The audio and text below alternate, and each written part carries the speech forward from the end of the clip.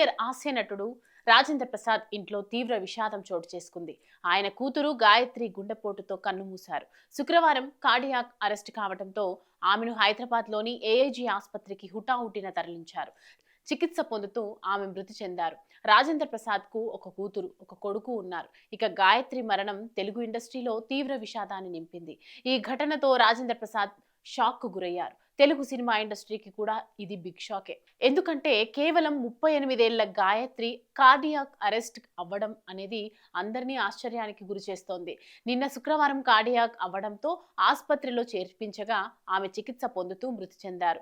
Rajendra Prasad Telugu cinema ఇండస్ట్రీలో ఒక్కో మెట్టు ఎక్కుతూ పైకి ఎదిగారు. మంచి కమెడియన్, యాక్టర్ గా కూడా పేరు పొందారు.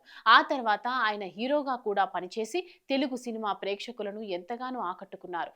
అయితే ఆయన వారసులు ఎవరూ ఇండస్ట్రీలోకి అడుగు పెట్టలేదు. ముఖ్యంగా ఈ విలక్షణ నటుడు ముక్కుసూటి వ్యక్తిత్వం కలవారు. అయితే ఓ సినిమా ఈవెంట్ లో మాత్రం తన కూతురు ఒంటరిని చేసి ప్రేమించిన వారితో వెళ్లిపోయిందని కన్నీటి పర్యంతమయ్యారు. అప్పట్లో అందరినీ ఈ ఘటన షాక్ కు గురి చేసింది. ముఖ్యంగా ఈ ప్రీ రిలీజ్ ఈవెంట్ లో మాట్లాడుతూ రాజేంద్ర ప్రసాద్ సాధారణంగా అందరూ అమ్మలేని వారు కూతురులో తల్లిని చూసుకుంటారు.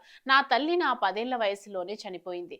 అందుకే నేను నా కూతురిలో నా తల్లిని చూసుకున్నా. కానీ తను కూడా ప్రేమించిన వాడితో వెళ్లిపోయి నన్ను ఒంటరిని చేసిందని ఎమోషనల్ అయ్యారు. అయితే తన కూతురు కార్డియాక్ అరెస్ట్ తో చనిపోవడంతో ఇది ఆయనను మరింత కుంగదీస్తోంది. అయితే రాజేంద్ర ప్రసాద్ కొత్తగా రిలీజ్ కానున్న లగ్గం సినిమాలో కూడా నటించారు. గాయత్రికి భర్త, కూతురు, ఓ కుమారుడు ఉన్నారు. కూతురు మహానటి సినిమాలో చైల్డ్ ఆర్టిస్ట్ గా కూడా పనిచేసింది. రేపు ఆమె అంత్యక్రియలు నిర్వహించే అవకాశం ఉందని తెలుస్తోంది. తెలుగు ప్రముఖ నటుడు తనదైన ముద్ర వేసుకున్న రాజేంద్ర ప్రసాద్ ను పలువురు ఇండస్ట్రీ ప్రముఖులు ఫోన్ ద్వారా తన సంతాపాన్ని తెలియజేశారు.